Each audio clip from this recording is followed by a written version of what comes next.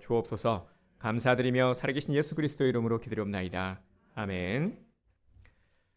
네, 다시 한번 우리 주일 예배, 2부 예배 나오신 우리 귀한 성도님들을 주님의 이름으로 환영하며 축복합니다. 네, 오늘 말씀의 제목은 당신 안에 기적이 있다라는 말씀의 제목으로 우리 마가복음 6장의 말씀을 함께 나누기 원합니다. 우리 특별히 2부 예배 나오시는 분들에게 제가 재미난 이야기 하나 해드리도록 하겠습니다. 이번에는 웃게 될 텐데 말이죠. 항상 긴장을 하고 있습니다. 한 충청도 지방을 외국인이 여행을 하고 있었습니다. 충청도 지방이니까 충청도 이 사투리를 쓰겠죠. 잘 기억을 하시길 바랍니다. 근데 이 이발소의 주인이 그 영어를 못하지 않습니까? 그러다 외국인을 보니까 안절부절 못한 겁니다. 아, 영어를 해야 되는데 영어를 못하는데 어떡하지? 그러다가 에이 모르겠다. 뭐 우리말로 대충 인사해도 알아듣겠지 싶어서요. 이렇게 인사를 했습니다. 와슈?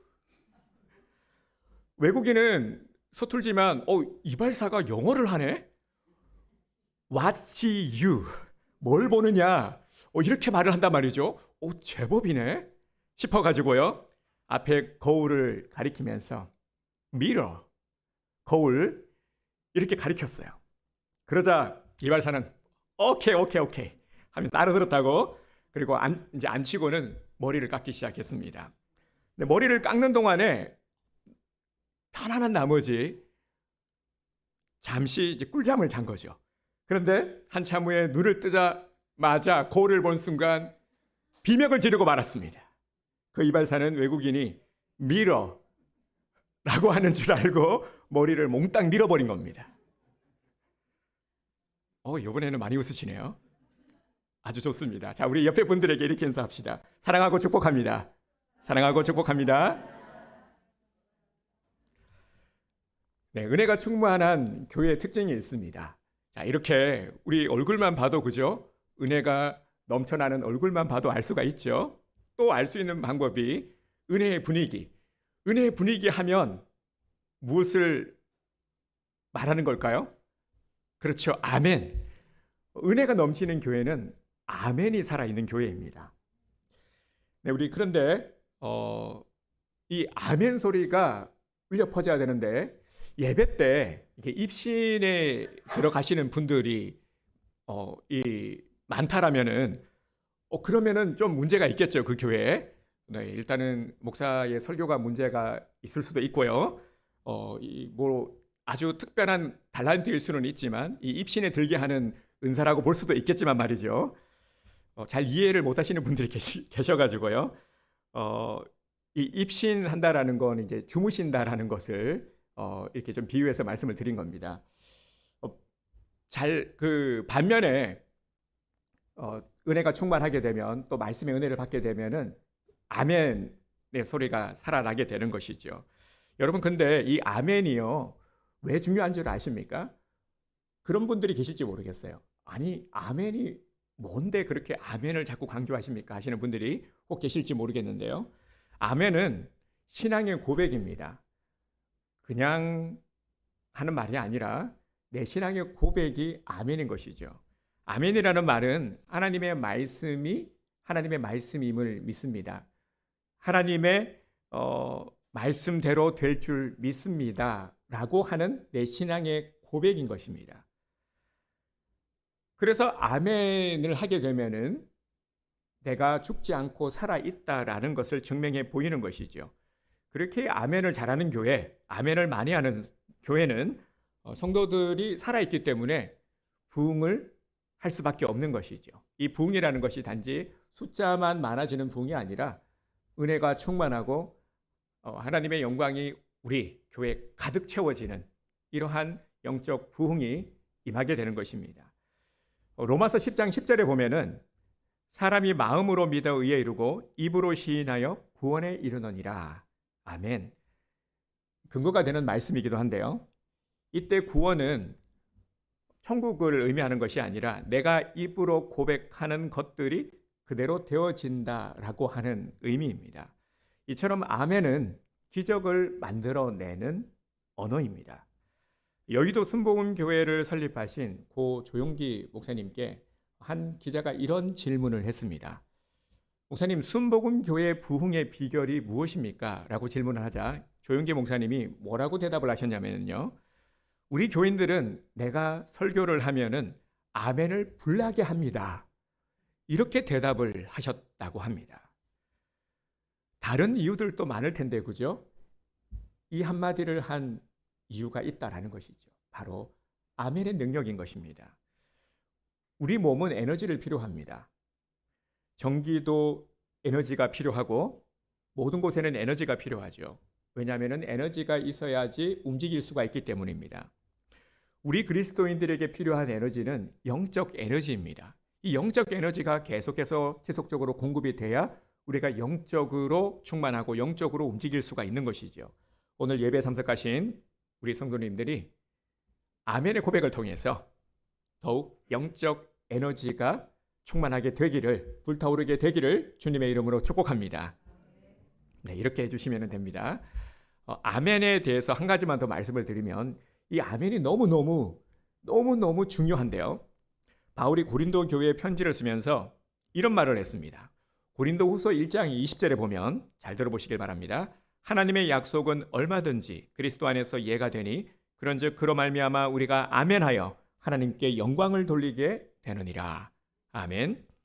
아멘하여 무엇을요? 아멘하게 되면은 하나님께 영광을 돌리게 된다라고 말씀을 하고 있습니다. 우리가 아멘할 때마다 하나님께서 영광을 받으신다. 하나님이 영광을 받으시면은 당연히 그곳에는 하나님의 역사, 은혜의 역사가 일어나게 됩니다. 아멘 하면은 내 신앙도 성장하지만 하나님께서 영광을 받으시기 때문에, 하나님께서 기뻐하시는 것이기 때문에 우리는 더욱 아멘 해야 하는 것이죠. 이렇게 우리가 오늘 이 말씀대로 아멘 할 때에 하나님께 영광이 되고 오늘 더욱 주께서 주시는 은혜가 넘쳐나게 될 줄 믿습니다. 오늘 본문에 보면은 본문의 이 배경을 보게 되면은요, 우리가 이렇게 잘 알고 있는 말씀이기도 한데 예수님께서 고향에서 배척을 받으신 그런 내용입니다. 예수님은 제자들과 함께 거라사 지역을 떠나서 고향으로 가셨습니다. 예수님의 고향은 나사렛이죠. 안식일이 되어 회당에 들어가서 가르치실 때 많은 사람들이 예수님의 가르침을 듣고 깜짝 놀랐습니다. 이때 사람들의 반응이 어떠했습니까? 2절 말씀을 우리 함께 다시 보도록 하겠습니다. 안식일이 되어 회당에서 가르치시니 많은 사람이 듣고 놀라 이르되 이 사람이 어디서 이런 것을 얻었느냐? 이 사람이 받은 지혜와 그 손으로 이루어지는 이런 권능이 어찌 됨이냐? 아멘. 잊어버리셨어요? 말씀이 임할 때는 뭐라고 해야 됩니까? 아멘. 그렇죠. 이것이 주님의 말씀임을 내가 믿습니다. 이 말씀대로 될 줄 믿습니다. 주님의 뜻이 이루어질 줄 믿습니다. 아멘 하는 거죠. 그런데 2절 말씀을 보면은 조금 거슬리는 단어가 보입니다. 어떤 구절이 좀 귀에 거슬렸습니까? 그렇죠. 이 사람이. 우리 한글 번역 성경을 봐도 적절하게 잘 번역이 된 것 같아요. 이 사람이, 우리 이 사람이라고 할 때는 주로 어떨 때 합니까? 그 상대방을 좀 무시할 때, 그죠? 얘기하다가 이 사람이 어디서 이 사람이 그러면 어떻습니까? 기분이 나쁘죠? 듣는 이 사람은 정말 기분 나쁘지 않습니까? 지금 이런 뉘앙스인 거예요. 이런 분위기입니다. 고향 사람들은 보고는 이 사람이 어디서 저런 걸 주워 들었지? 어떻게 저렇게 말할 수가 있지? 어쭈 제법 잘하는데 이 사람이 지금 예수님을 이렇게 대하고 있는 모습입니다. 고향 사람들은 예수님에 대해서 엄청난 일들에 대한 소문을 익히 들어서 알고 있었습니다. 이런 권능이 어찌 됨이냐? 저 사람이, 저 미천한 출신이 어떻게 저런 능력이 있는 거지? 어떻게 저렇게 지혜로운 말을 잘할 수가 있는 거지? 자, 그런데 5절을 보겠습니다. 5절을 보면은 거기서는 아무 권능도 행하실 수 없어 다만 소수의 병자에게 안수하여 고치실 뿐이었고, 아멘. 이렇게 말씀을 하고 있습니다. 어찌된 일인지 예수님께서 그동안 많은 권능을 가는 곳마다 행하신 예수님께서 어찌된 일인지 고향에서는 아무런 권능도 행하지 않으신 겁니다. 여러분 참 이상하지 않습니까? 왜 예수님께서는 고향에서 아무 권능도 행하지 않으신 걸까요? 다른 것도 아니라 예수님의 고향 아닙니까? 고향에서 권능을 왜 행하지 않으신 걸까요? 무슨 일이 있으셨기에 권능을 행하지 못하신 걸까요? 고향 사람들은 권능을 행하지 않으시는 예수님을 보면서 어떤 생각을 했을까요? 사실 우리가 생각하기에도 고향이면은 다른 것보다 더 권능을 많이 행하셔야 합니다. 고향에는 부모가 있고요, 형제가 있고, 친지들이 있고, 많은 자기를 아는 지인들이 있지 않겠습니까? 그러다 보니까 다른 곳에서보다 더 많은 권능을 행해야 하는 것이죠. 그러면 고향에서 예수님이 더 존중을 받고 예수님을 낳아준 부모와 형제들은 또 얼마나 뿌듯하겠습니까? 얼마나 또 입지가 세워질 수 있겠습니까? 고향 사람들의 입장에서는 아무런 권능도 행하지 않는 예수님을 보면서 예수님이 우리를 무시하나 하는 생각을 할 수도 있는 것이죠. 다른 데서는 많은 권능을 행했는데 왜 아무런 일도 안 하시는 거지? 왜 아무런 사역도 하지 않는 거지? 아무런 능력도 행하지 않으니까 이거 우리를 차별하는 건가? 이런 섭섭한 마음을 가질 수도 있습니다. 이렇게 우리가 생각을 해봐도 예수님께서 고향에 오셔서 권능을 아끼실 게 아니라 더 많이 행하는 것이 모든 면에 있어서 더 유익하다 하는 것을 우리는 생각하게 되죠. 그런데 예수님은 고향에서 어떤 권능도 행하지 않으셨습니다. 완전히 고향 사람들의 기대를 저버린 것이죠. 함께 동행한 제자들은 또 어떻겠습니까? 이러한 예수님을 보면서 얼마나 답답했을까요? 아니 분명히 예수님이 다른 데서는 이러지 않으셨는데 아니 왜 이러시는 거지? 왜 아무런 사역도 하시지 않으시는 거지? 가족들도 마찬가지였겠죠. 예수님이 고향에 오신다라는 소식을 듣고는 얼마나 기대감이 컸겠습니까? 고향에서 권능을 행하시면 가족들도 친지들도 얼마나 좋겠습니까? 주님이 권능을 행하지 않는 데는 이유가 있습니다. 예수님께서는 이유가 있으셨기 때문에 권능을 행하시지 않으신 것입니다. 이는 권능을 행하지 않으신 것이 아니라 못하신 것입니다. 권능을 행하실 수가 없으셨던 것입니다.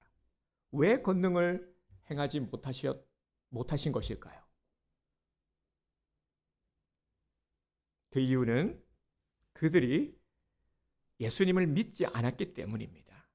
믿음이 없는 곳에는 어떤 기적도 일어나지 않습니다. 믿음이 없는 곳에는 어떠한 권능도 나타나지 않습니다.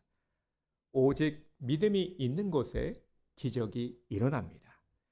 이를 지금 말씀을 통해서 우리에게 주님께서는 보여주시고 알게 하는 것입니다. 그들은 예수님을 단지 몫으로만 한낱 목수에 불과한 사람으로만 그렇게 봤습니다. 3절을 다시 한번 보겠습니다.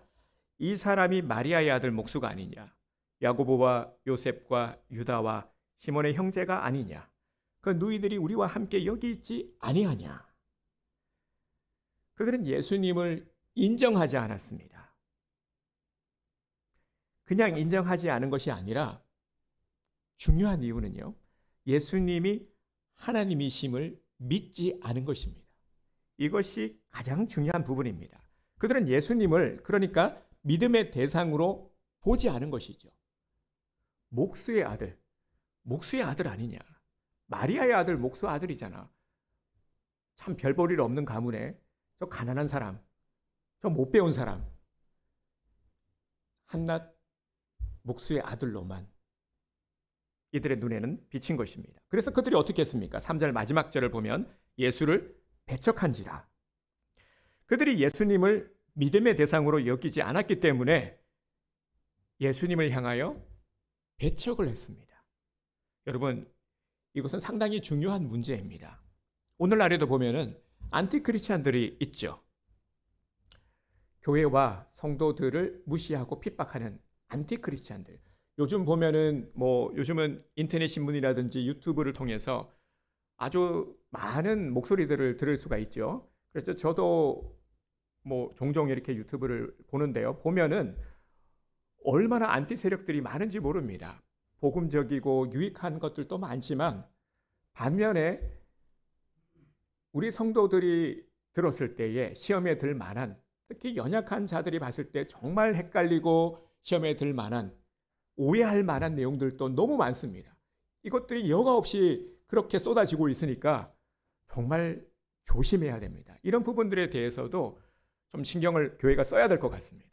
저도 보면서요, 정말 깜짝 놀랄 말도 안 되는 것들 보면, 그런데 구독자들이 얼마나 많은지, 또 댓글이 얼마나 많이 달리는지, 이걸 보면서 참 이해할 수 없지만, 하지만 이런 것들이 오늘날 나타나고 있는 모습들이라는 것이죠.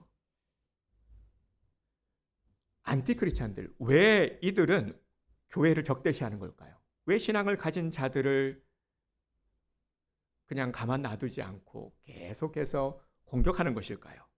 그 이유가 바로 오늘 말씀에 이 고향 사람들의 모습에서 우리가 볼 수 있습니다. 바로 예수님을 하나님으로 믿지 않기 때문입니다. 믿음이 없기 때문인데요. 정확하게 말하면 예수님을 하나님으로 믿지 않기 때문이죠. 이것을 인정하지 못하는 겁니다. 이것을 가르치고 진리를 선포하는 교회를 적대시하고 이를 믿고 있는 성도들을 계속해서 공격하는 겁니다. 이러한 모습들이 믿음이 없다라는 증거입니다. 이 세상이 지금 이 시대가 악하다라는 증거입니다. 본문에 보면은 5절을 보면은요, 이를 믿는 자들이 한 번 더 확인해 주었습니다. 5절을 보겠습니다. 거기서는 아무 권능도 행하실 수 없어 다만 소수의 병자에게 안수하여 고치실 뿐이었고, 다만 소수의 병자들, 그러니까 소수라고 하면은 손가락으로 꼽을 수 있는 뭐 몇 명, 그죠? 뭐 한두 명이 될 수도 있고요. 이런 소수의 병자들은 고침을 받았죠. 이들은 어떤 자들이었습니까? 비록 소수이기는 했지만 이들은 다른 사람들과 달리, 예수님을 배척하는 사람들과 달리 예수님을 믿는 자들, 예수님을 하나님으로 믿는 자들, 메시아이심을 믿는 자들이었습니다. 믿음을 가진 자들, 이들은 나음을, 이들은 기적을 얻었죠.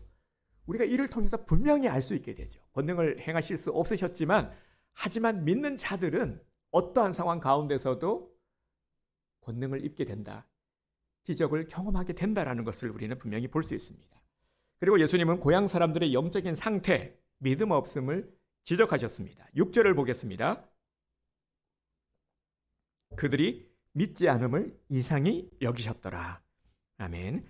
그러니까 결국 아무런 기적이 일어나지 않은 이유는 예수님 탓이 아니라 자신들의 믿음 없음 때문입니다. 사랑하는 성도 여러분, 사람들은 무슨 생각을 합니까? 대부분의 사람들은 사회생활을 하면서요, 좋지 못한 습관을 들이게 되는데, 그 중에 하나가 무엇이냐면은 사회생활, 직장생활을 오래 하면서 소위 말하는 직장생활을 잘한다라고 했을 때에 어떤 부분을 가지고 말을 하냐면요, 적절하게 빠지고 책임을 잘 전가시키는 사람이 사회생활을 잘한다라고 말들을 합니다. 여러분 그렇지 않습니까? 어떤 일이 있을 때 적절하게 잘 빠지고요, 그리고 또 책임을 잘 떠넘기는 이런 사람을 소위 처신을 잘한다, 사회생활을 잘한다 라고 말을 하기도 합니다. 그러니까 원인이 자기에게 있다라는 것을 좀처럼 잘 인정하지 않습니다. 이런 것들을 우리가 많이 느끼게 되고 또 우리도 그러한 분위기에 스며들게 되는 것을 보게 됩니다. 본문에서도 똑같은 모습이죠. 왜 예수님이 나에게는 권능을 행하지 않는 거지? 예수님 대단한 줄 알았는데 뭐 알고 보니 별거 없네. 지금 이러고 있는 것이죠. 이를 오늘 우리들에게 적용해 보면은 우리들도 이런 생각을 합니다. 나는 그동안 주님을 위해서 열심히 헌신하며 살아왔어. 나는 정말 믿음 생활을 잘해왔어. 주일 예배 안 빠지고 잘 참석해 왔어. 헌금도 빼먹지 않고 잘 드리면서 왔어. 나름 봉사일도 열심히 하고 있어. 그런데 왜 나에게는 권능을 안 베풀어 주시는 거지? 그러다 보니까 어떤 마음을 갖습니까? 불평을 하게 되고 원망을 하게 됩니다. 무슨 일을 해도 즐거움이 없습니다. 좀처럼 의욕이 생기지 않습니다. 봉사를 해도 만족감이 없고 어떻게든 기회를 봐서 그만두려고 합니다. 심지어 신앙생활의 의미를 잃어버리기도 합니다. 이러하면은 내 삶에 내가 기대하는 바에 어떤 일들, 기적이 일어나지 않으니까 일어나는 현상입니다. 그래서 우리도 똑같이 고향 사람들과 같이 이런 말을 하게 되는 것이죠. 예수님, 뭐 별거 없네. 예수님도 뭐 별거 없구만 뭐. 이렇게 시험에 들게 되고 교회를 떠나게 되는 모습까지도 보게 됩니다. 여러분, 믿음이 없는 곳에는 예수님도 권능을 행하실 수 없습니다. 안 하고 싶으신 것이 아니라 하실 수가 없는 것입니다. 기적을 베푸시지 못하시는 겁니다. 오직 믿는 자에게 기적을 베푸십니다. 본문에서 말씀하고 있는 믿음은 예수님을 하나님으로 믿는 전적인 믿음입니다. 그렇다면 나는 어떻습니까? 지금 나를 한번 돌아보기 원합니다. 정말 믿음으로 일하고 있습니까? 혹 내 모습 가운데 누군가에게 잘 보이기 위해서 믿음 생활을 하고 있지는 않습니까? 예전에 이런 예를 한번 들어드린 적이 있는데요. 같은 신앙생활을 하고 있는 성도입니다. 그런데 한 직장에 같이 다니는 겁니다. 직장이다 보니까 직급이 나뉘어지지 않습니까? 한 명은 상사, 한 명은 부하 직원인데 그런데 교회 안에서는 같이 신앙생활을 하고 있고요.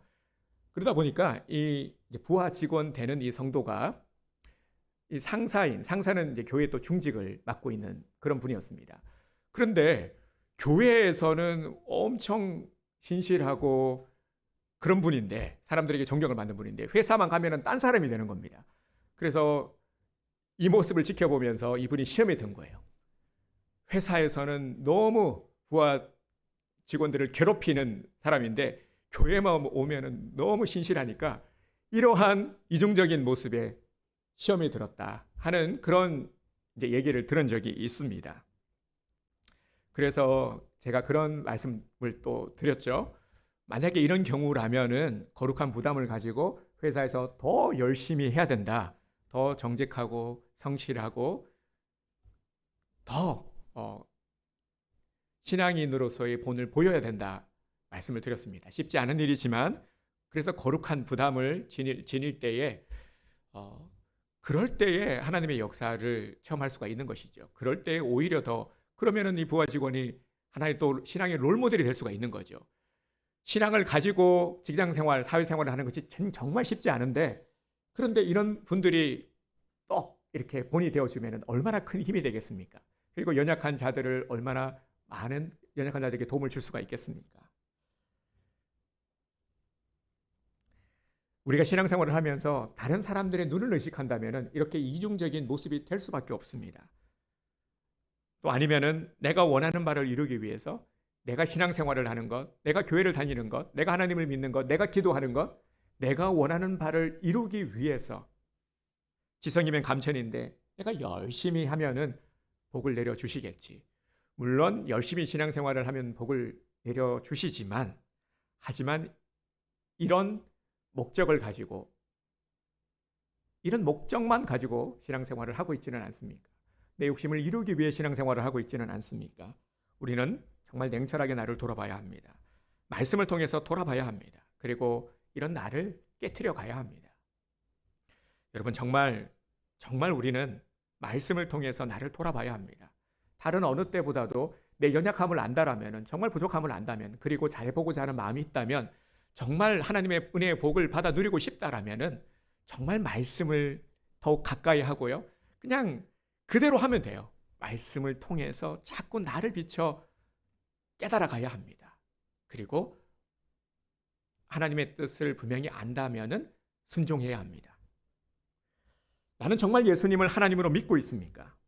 나도 본문에서 나사렛 사람들처럼 예수님을 아는 사람 정도로만 그렇게 여기고 있지는 않습니까? 내가 믿음 생활을 하고 있다 하지만 아는 사람으로 그렇게 여기면서 신앙생활을 하고 있지는 않는지를 한번 돌아봅시다. 나는 주님을 섬기는 일에 믿음으로 모든 것들을 감당하고 있습니까? 이것이 해결되지 않으면 우리가 온전한 신앙생활도 할 수가 없고 우리가 그렇게 바라는 기적, 우리가 그렇게 바라는 은혜의 복을 누릴 수가 없습니다. 너무너무 중요한 부분입니다. 주님은 장소, 사람 때문에 기적을 베푸시지 않습니다. 주님은 차별하지 않습니다. 어떤 상황 가운데 있다 할지라도 환경 때문이 아니라요. 사람 때문이 아니라 어떤 특정 사람이 아니라 주님은 오직 믿음의 사람, 믿음이 있는 자에게 기적을 베푸십니다. 그렇게 이제 정말 나를 바꾸어야 합니다. 항상 우리는 현재적인 신앙, 이것이 제일 중요하다 말씀을 드렸죠. 말씀이 임하는 지금 이 순간 주님께서는 나를 일깨우고 계시는구나. 주님은 나를 향하고 계시는구나. 나를 사랑하고 계시는구나 하는 것을 알아야 됩니다. 기회가 주어진 것입니다. 그래서 감사한 것이죠. 이 예배를 통해서요. 주님께서는 말씀하고 계시고 내 마음을 두드리고 계시는 겁니다. 일깨워주고 계시는 겁니다. 때로는 말씀의 칼을 통해서 아플 때도 있어요. 그런데 아픈 것이 진짜 이것이 은혜인 겁니다. 우리가 은혜라고 생각할 때 대부분 성도들은 그래, 저거 내가 듣고 싶은 말씀인데 목사님이 딱 하시네. 그래서 목사님 오늘 은혜 많이 받았어요. 그것도 나쁘지는 않지만요. 내가 듣고 싶은 얘기를 들어서 은혜 받은 것이 아니라 내가 듣기 싫은 소리를 들었을 때 그게 진짜 은혜인 거예요. 너무 때로는요. 이게 참 견디기 힘들어요. 참 마음이 너무 아플 때도 있어요. 그런데 그게 진짜 주님의 임재를 내가 체험하고 있는 것입니다. 그래서 때로는요. 너무 아프다 보니까 예배 시간에 그냥 뛰쳐나가시는 분도 있어요. 그게 나가면 안 되죠. 나가면 안 되는데 견디고 그리고 정말 말씀의 칼날을 통해서 도려내시고 정말 주님 앞에 엎드리셔야 되는데 그래서 정말 나의 자세, 정말 이 자세를 이제 우리가 바꿔야 한다. 소극적인 신앙에서 적극적으로 주님 앞에 나아가는 신앙으로 변화시켜야 된다 하는 것입니다. 노진준 목사님이라는 분이 계십니다. 변증적 설교라고 해서요. 이분이 좀 다른 분들보다는 좀 더 논리적인 그런 설교를 하시는 분으로 유명한데요. 저도 잘잘법을 통해서 이분을 알고 이분의 책을 읽었습니다. 이분 책 중에서 믿음을 의심하다라는 책이 있는데 이분이 믿음에 관한 정의, 믿음에 대한 부분들을 아주 우리 성도들의 눈높이에 맞춰서 잘 설명을 해주시더라고요. 그래서 제가 추천을 드리는데요. 이분의 이 믿음을 의심하다라는 책에 보면은 이런 내용이 있습니다. 야고보는 행함이 믿음의 다른 한 면이라서 행함이 없으면 믿음이 없는 것이라고 말한 것이 아니라 행함이 없으면 그 믿음이 활동적이지 않아 살아있음을 보여줄 수 없다라고 말한 것이다. 그러니까 행함이 없으면 믿음이 없는 것이라고 말한 것이 아니라 행함이 없으면 그 믿음이 활동적이지 않아 살아있다라고 볼 수 없다라고 이렇게 설명을 한 겁니다. 특히 제가 이 살아있다, 활동적이지 않다라는 이 표현이 참 마음에 들었습니다. 그러니까 우리가 믿음을 가지고 있지만 행함을 통해서 활동적인 믿음을 보여주어야 된다. 우리들에게 나타나는 믿음의 모습은 활동적인 믿음이 되어야 된다라는 것입니다. 여러분 훨씬 더 잘 이렇게 와닿지 않습니까? 활동적인 모습이 우리에게 있어야 된다라는 것입니다. 이것이 참 믿음이라는 것이죠. 이것을 야고보가 말씀하고 있는 겁니다. 야고보서 2장 19절에 보면은 네가 하나님은 한 분이신 줄을 믿느냐? 잘하는도다. 귀신들도 믿고 떠느니라. 아멘. 재미있는 말씀이죠. 19절에 보면은 귀신들도 믿고 떠느니라. 아니 이게 무슨 말씀입니까? 귀신이 하나님을 믿는다니요. 귀신도 그러면 믿음이 있는 겁니까? 라고 말할 수가 있죠. 귀신도 하나님을 믿었습니다. 놀랍죠? 그런데 이 믿음은요. 어떤 믿음이냐면은 단순한 지적 동의의 믿음입니다. 하지만 귀신은 하나님을 믿기는 했지만 예수님이 하나님의 아들이심을 믿는 믿음은 아니었던 것이죠. 구원자로 믿는 믿음은 아니었던 것이죠. 이 믿음을 가지면은 활동적인 믿음, 행함으로 나타나게 되는 것입니다. 소위 그 무신론자들처럼 죽은 믿음이 아니라 살아있는 행함으로 우리는 살아가야 합니다. 우리가 믿음이라고 말하는 여러 가지의 모양들이 있죠. 그러다 보니까 우리가 헷갈릴 때가 있습니다. 어떤 것이 진짜 믿음인 것이지? 내가 믿음 생활을 하고 있는데 나는 잘 못하고 있는 것인가? 도대체 무엇이 믿음인 것이지? 이러한 부분들에 대한 정립이 반드시 필요한 것이죠. 쉽게 말하면요, 참 믿음의 모습은 이 활동적인 믿음의 모습으로 우리 삶 가운데 나타나야 하는 것입니다. 살아있는 믿음을 우리가 보여주어야 하는 것입니다. 믿음이 있지만 죽은 믿음처럼, 죽은 자처럼 그렇게 아무런 무표정한 아무런 행동도 없는 그저 나는 믿어요. 나는 믿어요. 나는 진짜 믿어요. 나는 잘 믿어요. 라고 말할 것이 아니라 활동적인 모습으로 나타나야 된다는 것입니다. 그것을 통해서 알 수 있게 되는 것이죠. 그렇기 때문에 우리는 더욱 믿음을 적극적으로 드러내야 하는 것입니다. 이 행함이 있는 믿음의 시작이 바로 예배입니다. 그렇게 우리 이 예배 시간은요, 예수님의 권능이 나타나는 시간입니다. 직접적으로 예수님의 권능이 나타나고 이것을 체험하는 시간이 바로 이 예배 시간입니다. 예배는 하나님과 우리의 만남, 교통이 이루어지는 시간입니다. 그래서 우리는 말씀을 보면서 다시금 예배의 중요성을 알고 결단하게 되죠. 오늘 우리는 결단해야 됩니다. 예배 빠지지 맙시다. 그리고 지각하지 맙시다. 주일날 늦잠 주무셔서 못 나오신다는 분들이 많아요. 왜 못 나오셨어요? 그러면은 제가 아침에 못 일어났어요. 이게 똑같아요. 아이들부터 시작했어요. 어른에 이르기까지 어쩜 이렇게 똑같이 이렇게 핑계를 대시는지. 아무리 늦잠을 자도 11시 예배는 나오실 수 있잖아요. 그리고 이제 또 우리 오후 예배도 드리잖아요. 우리는 핑계할 수가 없습니다. 주님이 물으시는데 왜 못 나왔냐 그러면 제가 좀 피곤했어요. 핑계 댈 수가 있겠습니까? 주일을 우리가 거룩하게 지킬 수 있도록 최선을 다하는 것, 이것이 우리의 제일 먼저 보여져야 될 믿음의 모습임을 잊지 마시기를 바랍니다. 다시 말씀을 드립니다. 예배 빠지지 말고 지각하지 맙시다. 예배가 11시면은 최소한 몇 분 전까지 와야 될까요? 너무 잘 알고 계시네요. 분명히 우리 성도님들은 알고 계시는데 몰라서 늦는 건 아닌 것이죠. 10분 전까지는 꼭 오시기를 바랍니다. 와서 미리 기도로 준비를 하시고요. 그리고 또 한 가지, 예배 마치기 전, 축도 전에 나가시지 마시기 바랍니다. 축도도 정말 중요합니다. 축도할 때 이렇게 손을 올리잖아요. 우리 집에서도 예주가 맨날 따라해요. 제가 이렇게 축도하는 것을. 근데 축도가 왜 중요하냐면은, 축도를 한다라는 것은 오늘 우리 성도님들 한 사람 한 사람을 안수하는 그런 심령으로 축도하는 겁니다. 우리 성도들은 안수를 받는다라는 마음으로 축도에 임해야 하는 것입니다. 그리고 또 한 가지 우리가 결단해야 될 것은요, 오전 예배만 드리고 가시는 분들이 또 많은데, 사실 안식일을 기억하여 거룩히 지키라라는 말씀을 우리가 적용을 하게 되면은 오늘날 우리가 안식일을 지키는 것은 주일을 지키는 것입니다. 거룩하게 지키라는 것은 우리 전 영역입니다. 그러니까 주일을 주일을 통째로 우리가 거룩하게 지켜야 될 거룩한 의무를 우리가 지니고 있는 겁니다. 그래서 예배를 드렸으니까, 오전 예배 드렸으니까 땡, 이제 내 볼일 봐야지, 놀러 가야지, 이건 온전히 주일을 지키는 것이라고는 볼 수가 없는 것이죠. 그래서 옛날에는 새벽부터 해서 저녁 예배까지 해서 그렇게 하루 종일 예배를 드리지 않았습니까?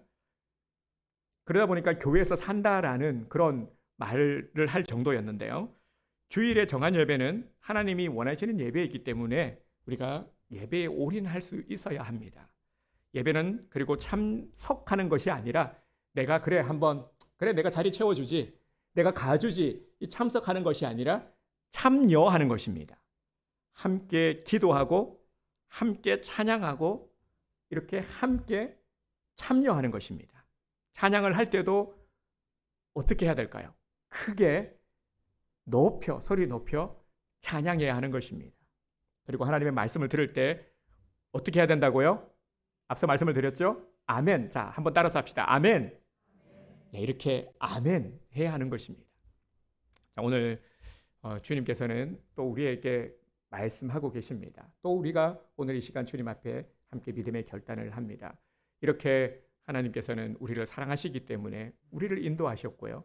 또 이렇게 우리가 예배드릴 수 있다는 것은 우리에게 주어진 복 중에서 가장 큰 복입니다. 우리에게 주어진 시간들이 얼마나 남았을까요?